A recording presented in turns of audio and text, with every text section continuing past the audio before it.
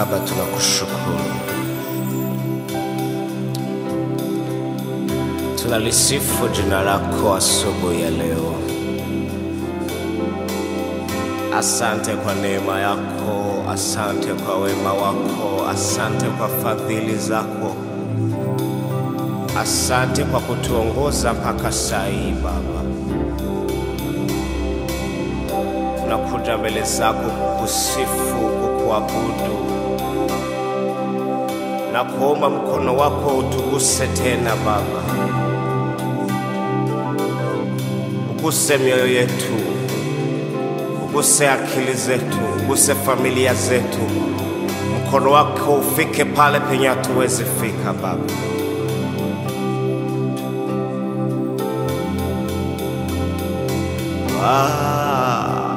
Haleluya. Jina lako liinuliwe Mwokozi Yesu.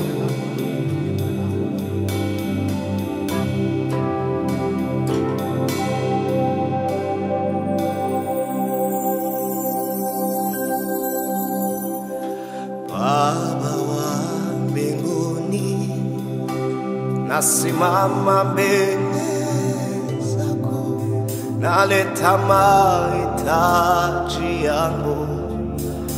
Sijiwezi Baba, nilikwenda mahali pote, sikupata msaada.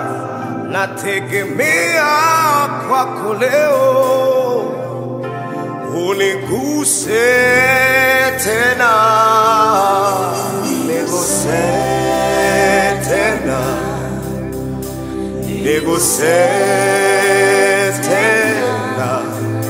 Ninaomba Baba, uniguse tena, niguse tena, niguse tena. Ninaomba Baba, mkono wako utuguse siku ya leo Baba. Nataka nikaribishe kila mtu akuwe nasi kwenye muda huu mzuri wa kukua masi, muda mzuri wa kukua mbele za Mungu, muda mzuri wa kukua mbele ya Mwenyezi Mungu. Mungu mwenye anaweza yote, mwambie aguse pale penye hawezi fika.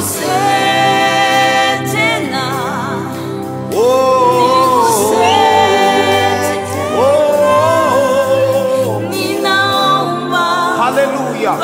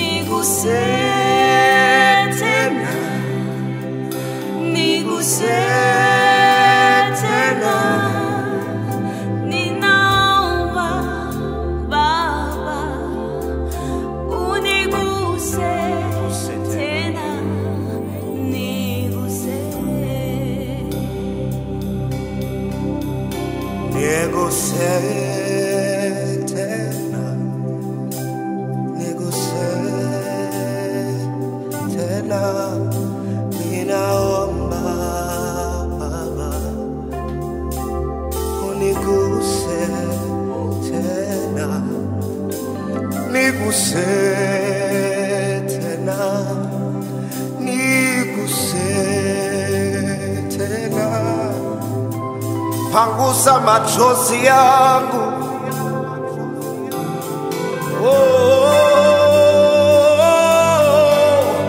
niguse tena, niguse tena. Minaomba uniguse,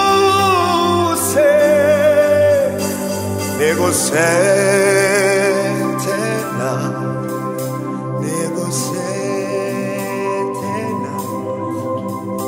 Ninaomba Baba, uniguse tena, niguse.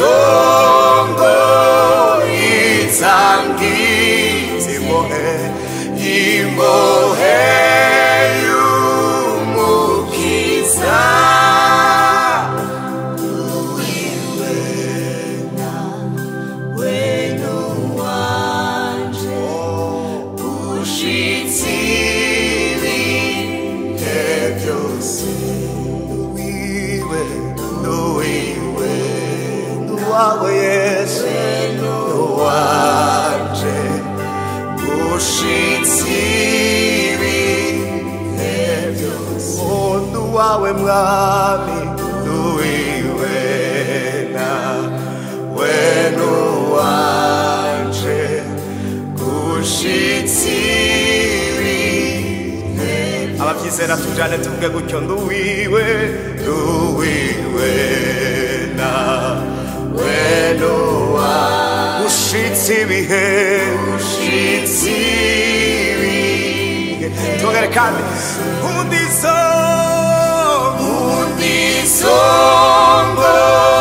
yezangize iboheyu mukiza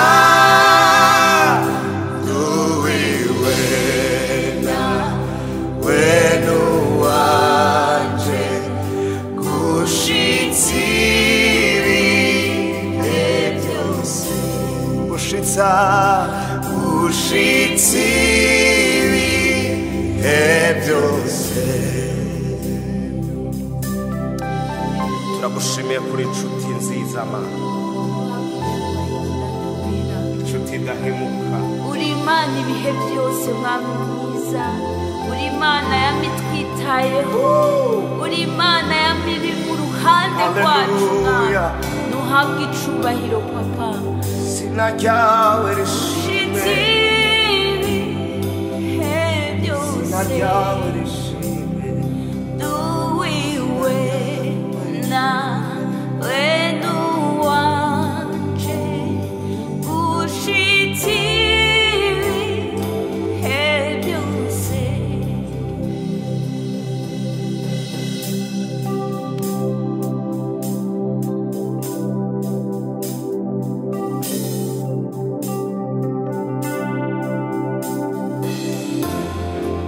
Ijambo ry'Imana ravuga ngo Imana ni rukundo. Yohana 3:16 catubwira ngo kuko urukundo Imana yakunze abari mw'isi ngo rwatumye itanga umwana wayo w'ikinege, ngo abamwizera bose batazopfa rubi, bariko bahabwa ubugingo budashira. Nimbura umwe mu bayizera ndashaka ngo dufatikanye indirimbo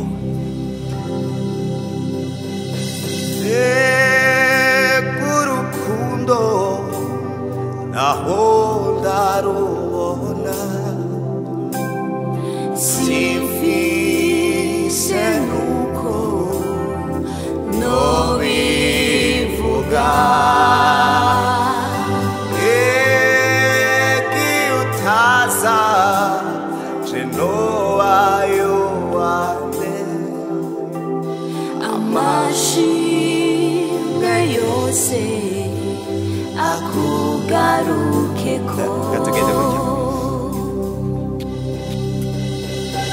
wewe ubyagiye mu bwiza bwinshi reka ngushime ndakuririmbire vuga ibikorwa byiza wakoze shingira intahe urukundo rwawe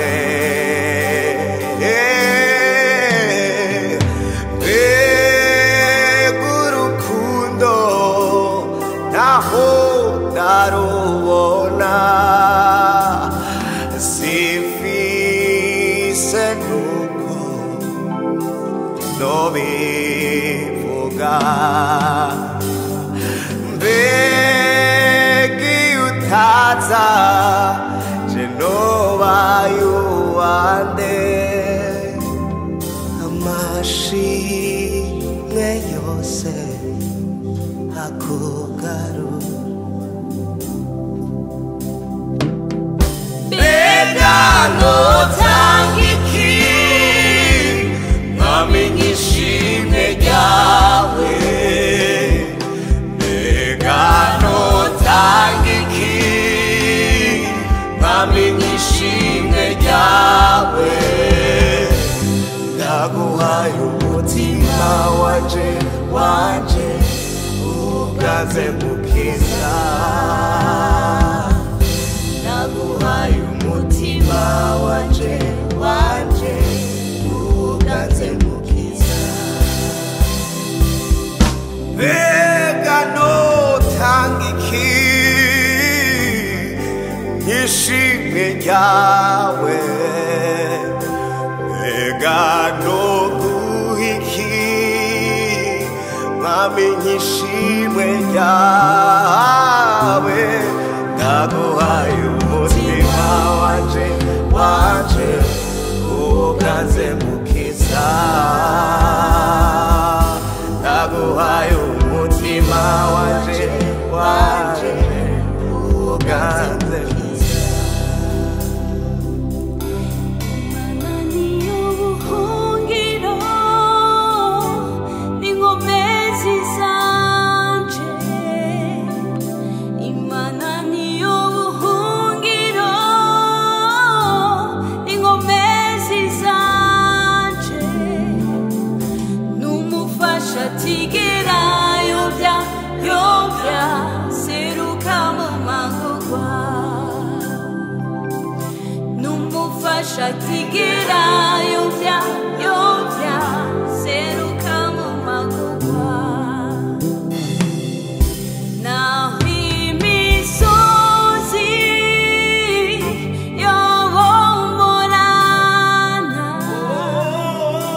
naho n'inzuzi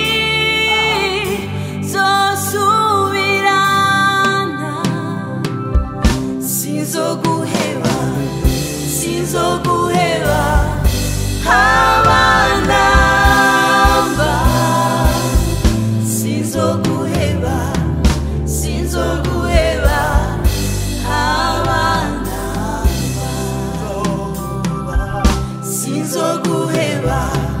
sinzoguheba abanamba sinzoguheba abanamba oh mbega notanga iki nkamenya ishimwe ryawe mbega notanga iki kingana n'ibyo wakoze ndaguhaye umutima wanje ugaze mukiza ndaguhaye umutima wanje ugaze mukiza oh ndaguhaye umutima wanje wanje uganze mukiza.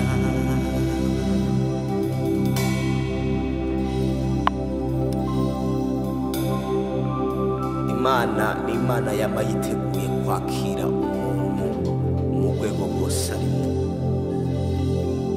Ijambo ryaravuga ngo ihora iri maso ntisinzira.